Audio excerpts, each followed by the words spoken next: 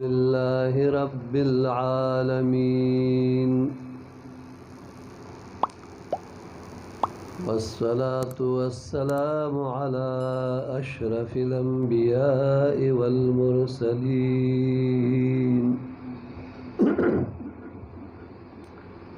وعلى آله وأصحابه أجمعين.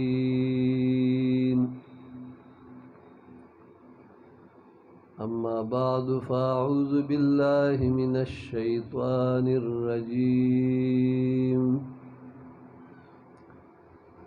بسم الله الرحمن الرحيم.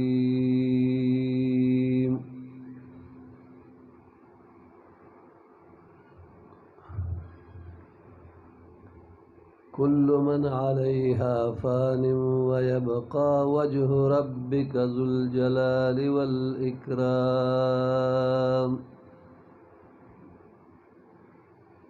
آمنت بالله صدق الله مولانا العظيم.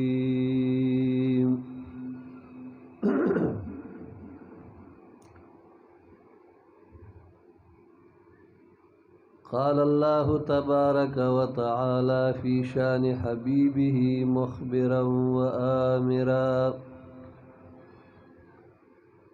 إن الله وملائكته يصلون على النبي يا أيها الذين آمنوا صلوا عليه وسلموا تسليما. اللهم صل على سيدنا ومولانا محمد وآله وبارك وسلم عليه وصل وسلم على جميع الأنبياء والمرسلين وعلى كل الملائكة منهم المقربون. صلاة وسلاما عليك يا سيدي يا رسول الله وعلى آلك وأصحابك يا سيدي يا حبيب الله. معزز و محترم جناب پیر طریقت و رہبر شریعت منبع الفیود والبرکات حضرت علامہ مولانا و مولوی عبدالرازق صاحب دامت برکاتہم العالیہ، دیگر مشائخ اعظام، علماء کرام، حاضرین محفل، مشرانو کشرانو، ملمانو د علاقی باشندگانو، بالخصوص د محفل مبارک ناظم اعلیٰ جناب مولانا و مولوی قاری ضیاء الرحمن صاحب، مانا وړاندې چې د کوم وخت نه محفل شروع شوی دی، تلاوت شو، نعتخواني شو، تقاریر شو، الله تعالی جل جلاله دې زما دا وینا او د دې د ټولو دا وینا او زمونږ را جمع کېدل باعث د خپل رضا وګرځي او ثوابونه دی الله پاک جل جلاله د حاجي ورید خان صاحب روح ته ورسوي. د هغوی څومره خاندان دی، الله د هغوی برکات په دې ټول باندې کېږي. چونکې د دوی د خیرات انتظام هم شته، ملمانم راځي او راغلي هم دي. په هغې بنا باندې زه مختصر وخت کې یو څو خبرې ستاسو حضور کې وړاندې کوم. الله دې زمونږ دپاره مشعل راه وګرځوي. رب ذوالجلال فرمایي: کل من علیها فان. په دې مخ د ځمکه باندې په دې دنیا کې چې دا څه دي، که هغه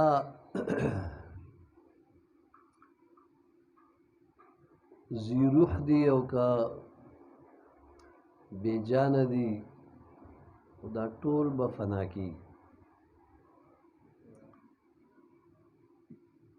ستا د پروردگار جل مجده ذات به باقی وي.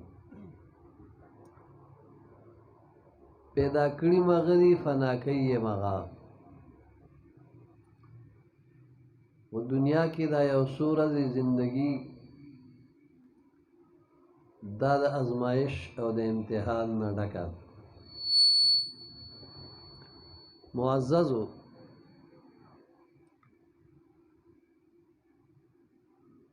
په دغه لړ باندې کلاړ شو تر ماښام هم دا خبرې نه ختمېږي. خو زه تاسو ته د عقاید جهان صلی الله علیه و آله وسلم یو حدیث مبارک بیانوم. امید دی چې دا موږ لپاره کافي شي.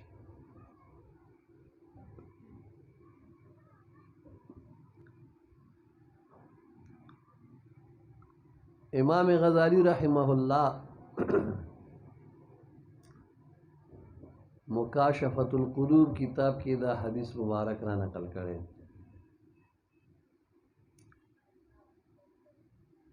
آقا و مولا صلی اللہ علیہ وآلہ وسلم مبارک فرمائی سیأتی زمان علی امتی زرد چې زمو امت باندې به یو داسې دور یو زمانه راشي یحبون خمسا دی به د پنځو څیزونو سره محبت ساتي وینسون خمسا او پنځه څیزونه به هېروي.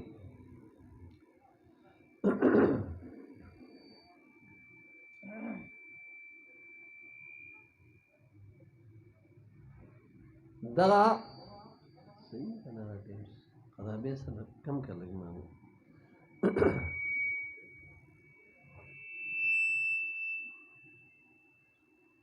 پنځو څیزونو سره به محبت ساتي پنځه څیزونه به هېروي. صحیح شو ده.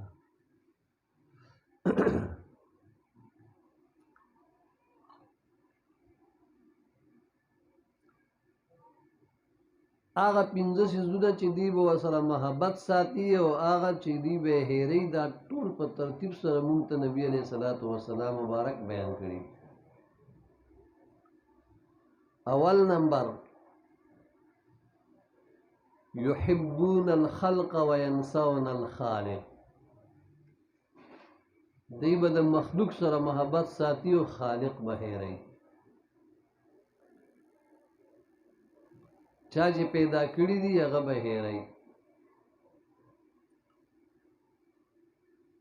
الله دې موږ او تاسو له صحیح بندګۍ توفیق راکړي. دا څومره بدبخت خلک دي چې چا پیدا کړي د هغه په ځای د نورو څیزونو عبادتونه کوي.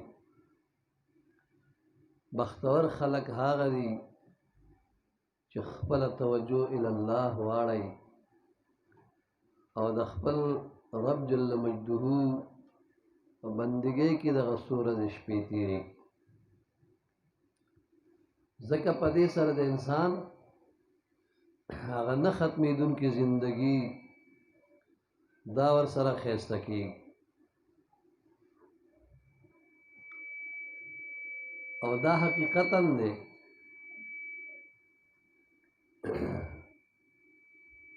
چې د خلکو توجه زیاته د مخلوق طرف ته ده د خالق طرف ته توجه نشته دی. د چا چې د خپل خالق طرف ته توجه ده هغه خلک کامیاب. هغوی چې د خپل رب جل مجده په حضور کې بیا څه غواړي هغه ورله ورکوي.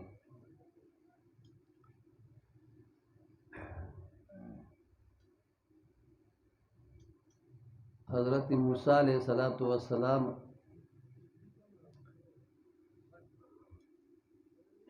یو ځلې ورله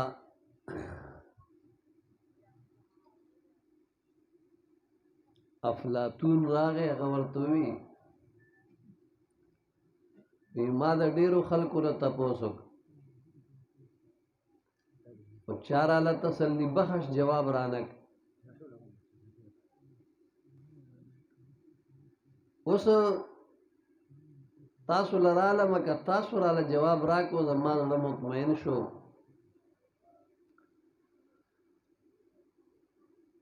موسی علیہ السلام ورته وفرمایل چې وایا څه تپوس کې افلاطون ورته وی چې کله رامي الله جل جلاله رامي وی وشتون کی تا او نخه کړي بندوي نو الله پاک خو ډیر د لوی قوت خاوند دی دغه بنده به د الله تعالی د دې گزار نه څنګه بچ کی دا خو ډیره ګرانه خبره موسی علیہ السلام ولا جواب ورک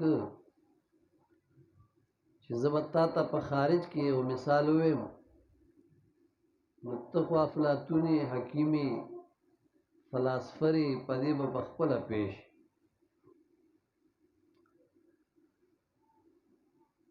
کله چې یو کس لینده او غشې په لاس کې نیولي او یو څیز نښه کې هغه اولي نو واقع دی هغه ویشتی شي لیکن کله چې یو کس ته د شیشه غستې وي اولي او هغه را منډې کړي او د ده لاسونه چاپېره کړي نو بیا د لیندې په دغه غشي باندې دا انسان بچ کېږي نه لګي کله چې هغه پورې ځان ورجوخ که او لاسونه یې ترې چاپېره که نو بیا د دغې غشي د ګزار نه دا کس بچ کېږي ورنه که دی د هغه نه لرې نو بیا د هغه نښه کېږي او لګي افلاطون ورته وی پیښ وه بس کوم بندم چې د خپل رب قرب حاصل کړي د هغه د غضب او د قهر نه بچ کېږي په خبره ورسېد حقیقت هم دا دی چې چام د خپل مولا جل مجده سره تعلق او محبت پیدا کړ د هغه د قهر او د غضب نه د انسان بچ کېږي اوس چې د خلکو توجه د رب ذوالجلال نه اورېدلې ده څومره آفتونه مصیبتونه راځي معززو د الله جل جلاله چې کوم نیکان بندگان دي هغې په خپل هم د الله قرب او نزدېکت حاصل کړی دی او مخلوق خدا ته هم دغه هدایت کوي چې تاسې هم د الله جل جلاله سره محبت پیدا کړي چې تاسو ته قرب او نزدېکت میلاو شي بادشاہ اعلان وکړ وایي دا ټول رعیت دې زما راشي او دې ته به زه صرف یو ګنټه ټایم ورکوم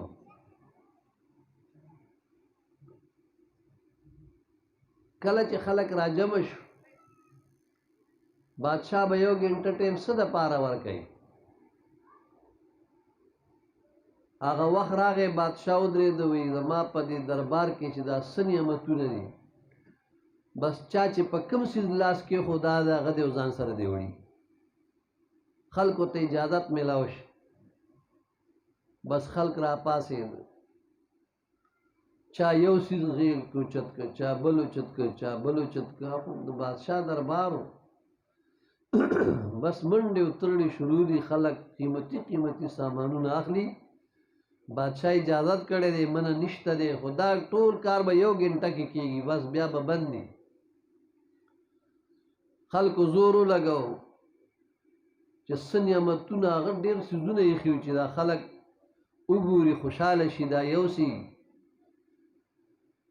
بس خلک لاړه تتر بتر شو سامانونه یې یوړه یو کس صرف پاتې وغه راغی په بادشاه باندې لاس کې بادشاہ ورته داسې وکړه ته وایي صاحبه څومره قیمتي څیزونه مې ایښودي او خلکو هغه یوړه او ته هم داسې ولاړې او رالې په ما باندې لاس کېښودو نو تا ولې یو څیز ځان سره وانغېست هغه ورته وی بادشاه زه د دنیا په څیزونو باندې څه کوم ما پتا باندې لاس کې خو بس چې ته زما شې ستا دا ټول څیزونه زما شو. هوښیارو بادشاه ورته حقیقت دی چې زه د چا شوم خو زما ټول څیزونه د هغه شو. هغه خلکو چې کوم څیزونه یوړه د 10 روپو څیز به و، د 20 به و، د 100 به و، د 1000 به و، لیکن چې بادشاه د چا شي نو دا ټول یعنی د هغه مملکت د هغه شو. اوس چا چې رب ذوالجلال خپل که دا ټول کائنات د هغه شو. من کان لله کان الله له. غرض دا دی چې خپل خالق هیرول نه وي پکار. خو د دغې زمانې په باره کې حضور علیه الصلاة والسلام مبارک فرمایل چې په دې خلکو به داسې یو دور راځي چې د هغې دور خلک چې دي یحبون الخلق وینسون الخالق، دوی به د مخلوق سره محبت ساتي او خالق جل جلاله به هیروي. دویم نمبر دا یحبون الدنیا وینسون الآخرة، دوی به د دنیا سره محبت ساتي او آخرت به هیروي. او دا داسې واضح خبرې دي د محبوب علیه الصلاة والسلام چې په دې باندې عامیان خلک هم پوهېږي.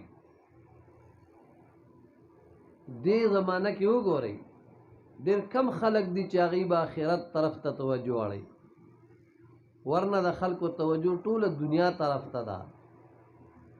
او الله جل جلاله فرمایي فاما من طغى وآثر الحياة الدنيا فإن الجحيم هي المأوى. څوک هم چې سرکشش او د دنیا له په آخرت باندې ترجیح ورکا، بس جهنم د ده د اوسېدو ځای دی. اوس اکثر خلک داسې دي چې هغوی د دنیا دپاره آخرت ته نه هیر دی، د دنیا دپاره ایمان خرڅ کا، عقیده خرڅ کا، ځان نه الله رسول صلی الله علیه وسلم خفه که او بس چې نفس ورته څه وایي هغه کوي. دا صرف د دنیا په خاطر باندې، او دا ورسره فکر نشته چې رستو یو بله زندګي را روانه ده چې هغه نه ختمېدونکې ده، او که هغه ښایسته کېږي هغه هم د دې دنیا په زندګۍ ښایسته کېږي، او که هغه تباه کېږي هغه هم د دې دنیا په زندګۍ باندې تباه کېږي. نو کومو خلکو چې دغه د شمار څو شپې ورځې دا په دایرې د شریعت کې تیرې کړي دي، هغه لویه زندګي ورباندې ښایسته شوې. ځکه دنیا خو پاتې ده، فاني ده، د دې نه خو تلل دي. مونږ په خپلو سترګو باندې هر څه ولیده او زمونږ هم نمبر را روان دی. او مولانا روم رحمت الله تعالی علیه په مثنوي شریف کې یو ډېر ښه مثال پیش کړی. فرمایي چې یو ملک کې دا قانون و چې بادشاه به یې مقرر کړ، نو د هغه دپاره 15 کاله و. 15 کاله به چې پوره شو بیا به یې هغه ریټایر کړ او بیا به یې په هغه علاقه کې نه پرېښودو، ځنګل ته به یې وشړل. کله به چې ځنګل ته وشړو نو یا به هغه د لوږو توندو نه مړ شو، یخنۍ ګرمۍ نه به مړ شو، نو بس بیا به یې هغه د 15 کالو چې کومې مزې چرچې وې هغه په سر باندې مړېږي. څه وخت تېر شو، ډېر بادشاهان دغسې لاړه. یو ځل یو کس یې بادشاه که، خو هغه ډېر هوښیار و. هغه چې سوچ وکړو چې دا عمر خو د باد غوندې تېرېږي او دغه حال په ما باندې هم را روان. بس ده داسې وکړه چې خفیه کسان یې مقرر کوي، چاته به غږ نه کوئ، او لاړ شئ په ځنګل کې آبادي شروع کړئ، کورونه جوړوئ، کلي تیار کړئ، بستیانې جوړې کړئ، او بس چې څومره میټیریل او سامان لګي، خرچه لګي، به زه درکوم. په ځنګل کې آبادیانې شروع کړي، لوی لوی کلي پکې جوړ کړي، بیا ورته اطرافو نه خلک راولئ، پکې ډېره کوي، زما د نوم بورډونه پکې ولګوئ چې دا د ده آبادیانې په دې کې اوسېږي. وخت تېرېده چې کله هغه 15 کاله برابر شو، قوم یې راجمع شو، بس ته ستا هغه 15 کاله میاد پوره شو، اوس مونږ تا معزول کوو، ځنګل ته دې شړو. ده ورته ویې ومې شړئ که نه، خو چې څنګه یې دی د بادشاهۍ نه معزول کو، ځنګل ته یې وشړه، دی لاړو هلته بادشاه شو. ګوره ځان له مخکې نه بندوبست وکړ کم تکلیف او مصیبت چې مخکنو بادشاهانو ته میلاو شوی و هغه دته میلاو نه شو خو د دې ځینه معذول شو لاړو هلته بادشاه شو کلي لوی لوی جوړ کړي وو که خو د اډر د لاندې و بس دا بادشاه چې د هغه مصیبت او تکلیف نه بچ شه کومو خلکو چې په دنیا کې دا یو څو شپې ورځې د شمار دي او د آخرت کور ځان لا آباد که دی چې دلته نه معذول شو ریټایر شو لاړو دی به هلته خپلې آبادۍ نه لاړ شي د دې تکلیفونو مصیبتونو نه به خلاص شي نبی کریم علیه الصلاة والتسلیم فرمایي چې د دغې زمانې خلک چې دي یحبون الدنیا وینسون الآخره دی به د دنیا سره محبت کوي او آخرت به هیروي دریم نمبر یحبون المال وینسون الحساب دی به د دنیا د مال سره محبت ساتي خو حساب کتاب به هیروي غرض دا د حلال و حرامو تمیز به نه د کمې نه راغی او په څه باندې ولګېد ټیک د ستا لاس ته ډېر مال راغی ډېر دې وګټه لیکن د دې ډېر به تا سره ډېر حساب کېږي او نبی کریم صلی الله علیه وسلم مبارک فرمایي کوم خلق چې د الله جل مجده نه په کم رزق باندې راضي شو الله به د نه په کم عمل باندې راضي شي اوس دا ډېر مال چې چا سره دی واقعي د سره به بیا د دې حساب کتاب هم کېږي هغه وخت را روان دی دا خو ضایع کېږي نه دا خو هېرېږي نه دا خو چېرته ځي نه دا هر څه پراته دي محفوظ کوم چې مالداره خلک دي هغوی به د خپل مال نه زکات هم وباسي د حلالو رزق به پیدا کوي که دا د حرامو یو نوړی د حرامو د چاګېډې ته لاړه محبوب علیه الصلاة والسلام مبارک فرمایي څلوېښت ورځې عبادت یې نه قبلېږي چې یو نوړی د حرامو د چاګېډې ته لاړه نو چې دا دومره په لکونو روپۍ د حرامو وي بیا به لاسوي دا کرونو روپۍ د حرام وي بیا به لاسوي همدارنګې د ده په دې مال کې زکات دی د مال کې خیرات او صدقه ده دا د غریبانانو حق دی حدیث قدسی کې راغلی جناب رسول الله صلی الله علیه وسلم مبارک ارشاد فرمایي چې زما رب جل مجده فرمایي چې المال مالی دا مالدارو خلکو سره چې څومره مال دی دا ټول زما دی والاغنیاء کلای دا غنیان مالدار خلک دا زما د مال ساتونکي خلک والفقراء عیالی دا محتاج او فقیران خلک دا زما کمبه ده زما عیال دی فمن بخل بمالی علی عیالی چا چې زما په مال کې زما په عیال باندې د بخل نه کار واغست فادخلته نارا ولا ابالی زه به دې د جهنم اور ته داخل کړم او زما هېڅ پروا هم نشته په دې دې نه خوشحالېږي چې زما لاس ته مال ډېر راغی او ما ډېر خلک دوکه ما د خلکو نه ځمکې لاندې کړې او کورونه مې لاندې کړه او دوی مې دوکه کړه او په دې طریقې سره ما مال ډېر پیدا کړ دا به درسره د حساب کتاب کېږي الله تعالی جل جلاله دغه حال نه مونږ ټول محفوظ وساتي نو حضور صلی الله علیه وسلم د امت توجه دې طرف ته راړی او فرمایي چې د دغې زمانې خلک چې دي یحبون المال وینسون الحساب دی به د مال د دنیا سره محبت ساتي خو د هغې حساب کتاب به هېروي او عبدالرحمن بابا رحمت الله تعالی علیه فرمایي وی دلته دم او قدم دواړه په حساب دي پل غلط له لارې مږ د بې حسابه د دې حساب کتاب را روان دی بیا به لاسونه مروړې خو وخت به درنه تېري څلورم نمبر حضور صلی الله علیه و آله وسلم مبارک فرمایي یحبون الذنوب وینسون التوبه دی به د ګناهونو سره محبت ساتي او توبه به هېروي اوس چې کله رحمان بابا رحمت الله تعالی علیه فرمایي وی لږه نه ده که هر څو ګناه وي لږه او چې دا لږه لږه جمع شي بسیار شي اوس ته یو لس سیره سیز نشي وړی او بیا پې لس سیره نور ږدي هغه په سر بیا پې لس سیره نور ږدي هغه په سر بیا پې لس دا څومره زیاتېږي نو بیا خو ته نشي وړی تا هغه من نشي وړی نو بیا به لس منه څه یوسي نو دی به د ګناهونو سره محبت ساتي خو توبه به هېروي او خدای دې نه کړي چې بې توبې څوک لاړو ځان له یې کار وکړه. حدیث شریف کې راغلی دی حضور علیه الصلاۃ والسلام مبارک فرمایي التائب من الذنب کمن لا ذنب له. توبه ایستونکی د ګناه نه داسې پاک شي لکه چې د سره یې ګناه نه کړي. نو که چېرې دغه څیز شته نو دغه هم شته دی. ټیک د ډېر عمر دې تېر کړ، راشه اوس خپل رب جل مجده ته متوجه شه، په صدق دل سره توبه وباسه، هغه مخکیني به درته معاف کړي، عملنامه به د نیکو نه ډکه شي، را روان وخت باندې ښایسته شي. دې وجې نه توبه ویستل د ګناهونو نه دا د مرګ نه مخکې مخکې پکار دي. دا د الله تعالی په فضل کېږي. خدای دې موږ سره خپل فضل شامل حال.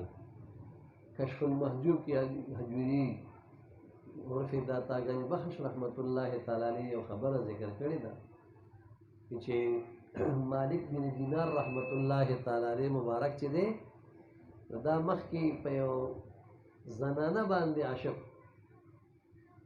او دی به روزانه د هغه د کور دیوال له راتلو او د ماسخوتن به راغی او تر سحر بانګونو پورې به دی هلته ولاړو چې اوس به زما هغه معشوقه سر روچت کړي، ما ته به یو نظر وګوري، اوس به روچت کړي، اوس ما ته یو نظر وګوري، یو دوه خبرې به راسره وکړي. څه وخت په دې کې تېر شو، یو شپه د معمول مطابق دی راغی او د هغې د کور د دیوال سره اوس لاره کې ولاړ دی، په دې انتظار دی چې زما دا معشوقه چې دی دا به ما ته سر په دیوال باندې روچت کړي، ما ته به یو نظر وکړي، ما سره به یو دوه خبرې وکړي، په دې انتظار کې ولاړ دی. نو هغې خو سر روچت نه کړو، هغه په بېغمه اوده وه. په چې کوم حقیقي محبوب دی الله جل مجده د هغه د طرف نه ورته یو هاتفي اواز راغی یا مالک ما لک الا تتوب الی. اے مالک بن دینار سے دا تا باندې څه چل شوی ته ما طرف ته رجوع نه کې، ما ته توبه نه وباس. دا هغه چا په تمه یې، دا هغه چا په انتظار یې چې هغه تمامه شپه خوبونه کوي او زه ستا داسې محبوب یم چې لا تأخذه سنة ولا نوم، ما له نه پر کالي راځي نه راله خوب راځي، د دې نه پاک او منزه یم. دا هغه بې وفا معشوقې په انتظار یې چې هغه ستاړو پروا نه کوي او زه د کرم نظر شپه ورځ په تا باندې ساتم. ته ما د عدم نه وجود ته راوستې، تا سره ما څومره احسانات کړي دي، دا یو اندام وګوره څومره قیمتي دی، دا یو سترګه په تمام جهان باندې چاله ورنه کړي، دا یو لاس به په تمام جهان چاله ورنه کړي، دا دومره قیمتي دي. د دې نه علاوه چې کوم هغه څیزونه چې هغه موږ ته خو څه نه ښکاري خو ډېر قیمتي دي. عبدالرحمن بابا رحمت الله علیه فرمایي څوک یو کس لره ایمان شي ورکولی د ورکړی هر مؤمن لره ایمان دی. دا ایمان څومره قیمتي دولت دی، که دا خدا نه خواسته په دولت ملاوېدی موږ به ټول د دې نه محروم او مالدارو به رانه اخیستي وو، خو لیکن دا په دولت باندې نه ملاوېږي. داسې ډېر مالداره شته د ایمان نه محروم دي، لیکن غریبانان خلک دی هغه د ایمان خاوندان دي او دې دولت ته یو دولت هم نه رسي. نو لهذا ما تعالی ډېر نعمتونه درکړي دي. وان تعدوا نعمت الله لا تحصوها. که تاسو د الله تعالی نعمتونه شمارئ هغه د شمار نه بهر دي، هغه نشي شمارلی. نو ما تا سره ډېر احسانات کړي دي، ته د بې وفاو په انتظار ولاړ. بس چې دا آواز راغی مالک بن دینار رحمت الله علیه په ژړا شو او بس د هغه ځای نه لاړ او توبه یې وویسته. د الله د نیکانو خلکو د صالحانو اولیاو صحبت اختیار کړ، دا داسې هستي ته جوړه شو اوس موږ د هغه د نوم سره رحمت الله تعالی علیه وایو. دا وجه یې دا ده چې هغه د ګناهونو په مقابله کې توبې ته ترجیح ورکړه چې توبه یې وویسته، مخکني هباء منصوره وګرځېده. آینده وخت کې داسې مقام حاصل کو د اولیاء الله په فهرست کې نوم لیکلی شو. اوس مالک بن دینار د اولیاو په دې لیست کې لویه هستي ده، لوی مقام لري. دا ولې دی د الله طرف ته رجوع که الله دې موږ له توفیق راکړي. پنځم نمبر دا چې حضور صلی الله علیه وسلم مبارک فرمایي یحبون القصور وینسون المقبرة. دی به د بلډینګونو سره محلونو سره محبت ساتي خو مقبره به هېروي، قبرستان به هېروي. چېرې زما اخري ځای کوم یو دی، ټول 2 ګزه ځای دی، زه به په دې کې بیا پروت یم، نه به دا محل وي او نه به دا چرچی وي او نه به دا مزي وي د دنیا. کوم چې ایمان سره د دنیا نه لاړ شي د دې نه ورته ښایسته ښایسته څیزونه بیا په لحد او قبر کې میلاویږي. الله تعالی دې دغه ځای زمونږ هم ښایسته کړي. خو ګورئ زه تاسو ته یو خبره کوم. عبدالرحمن بابا رحمت الله تعالی علیه هغه فرمایي چې یاره دا وخت خو په هر چا باندې را روان دی. ما فرمایي تر ورخ تیري اوبه بیرته نه جاروزي او نه جاروزي تیر ساعت په بیرته بیا. دا قیمتي وخت چې یو ځل لاړو دا بیا ګورئ لاس له نه راځي. دا څومره چې تیریږي نو قبر ته زندگی وخت را نږدې کېږي. نو دغه وخت خو را روان دی، خو چې کله دغه وخت راغی نو بیا د سړي سترګې وغړېږي. شاعر وایي دولت د لاسو خیرې دی، نن وي سبا به نه وي. دولت د لاسو خیرې دی، نن وي سبا به نه وي. دروغ دی چې دولت پسې قارون جوړلی دي. قارون چې دی موسی علیه السلام ته د هلاکت په وخت کې وایي چې دې مرۍ ته ورسېدو وایي ځکه دې په خدای پاک باندې هلاک کړمه چې زما دا خزانې او مال دولت تا ته پاتې شي. نو موسی علیه السلام الله ته وفرمیل چې یا الله دا خزانې وله ورکړه په دې سر ورته کېږده چې سبا څوک دا نه وي چې رښتیا موسی علیه السلام د ده مال ته یعنې سترګې مبارکې خړې کړې وي. نو دا ځکه داسې په خدای پاک باندې هلاک کړو. خزانې وړې په دې سر ورته کېښوي، اوس هم په سر پرتې دي او روان دی. نو ګورئ دې وخت کې چې کله دی هلاکېدو نو جړلې. نو شاعر وایي دولت د لاسو خیرې دی، نن وي سبا به نه وي. دروغ دی چې دولت پسې قارون جوړلی دي. دولت او مال خو د هغه په سر پروت و، په هغې پسې نه جړل، دا جړلې دی پسې د ایمان نه محروم شومه. اورې ایمان د دولت نه محروم شوم. د دنیا دولت خو په سر پروت و روان دی، لیکن بیا که په ایمان پسې رستو بیا جاړې نو بیا ګورې کار خرابېږي، بیا نه کېږي. الله دې موږ له د هغې نه مخکې فکر راکړي او موږ سره دې الله تعالی جل جلاله دغه فکر پیدا کړي. محترمو دغه وخت را روان دی، دا دې په نمبر باندې خلک ځي. بس ښه خبره دا ده چې مونږ د حضرت یعنی د احمد سبتی رحمت الله تعالی علیه په دې قول باندې عمل وکړو او مونږ هم د ښې ورځې خاوندان وګرځېږو. چې کله ابو عامر بصري رحمت الله تعالی علیه د سر مبارک اوچت کړ او په غېږه کې کېښود او اخري وخت یې و، د نزع حالت یې شروع کېده. ورته وی بچیه څه نصیحت راته وکړه. نو هغه ورته وی چې زه به تا ته څه نصیحت وکړم، ته خپله ډېر لوی سړی یې، خو دا زما دوه خبرې بس ځان سره یادې وساته. یو خبره پکې دا وه چې یا صاحبي لا تغترر بتنعم، یا صاحبي لا تغترر بتنعم فالعمر ينفد والنعيم يزول. اے صاحبه دا کم مال چې الله تعالی درکړی دی په دې باندې غرور او فخر مه کوه. یقینا دا مال به زایل پاتې شي او عمر به دې ختم شي، دنیا نه به لاړ شي. نو یو خبره مې دا یاده وساته. او دویمه خبره دا ده چې واذا حملت الى القبور جنازه فاعلم بانك بعدها محمول.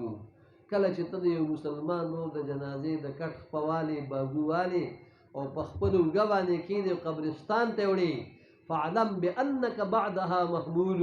پس تم پړه کې پیشه چې سبا به زما د جنازې د کټ بازو د بل مسلمان په اوږه پروت وي، ما به قبرستان ته وړي. وما علی الا البلاغ المبین. درود شریف په نبی علیه الصلاة والسلام باندې وایي. اللهم صل علی سیدنا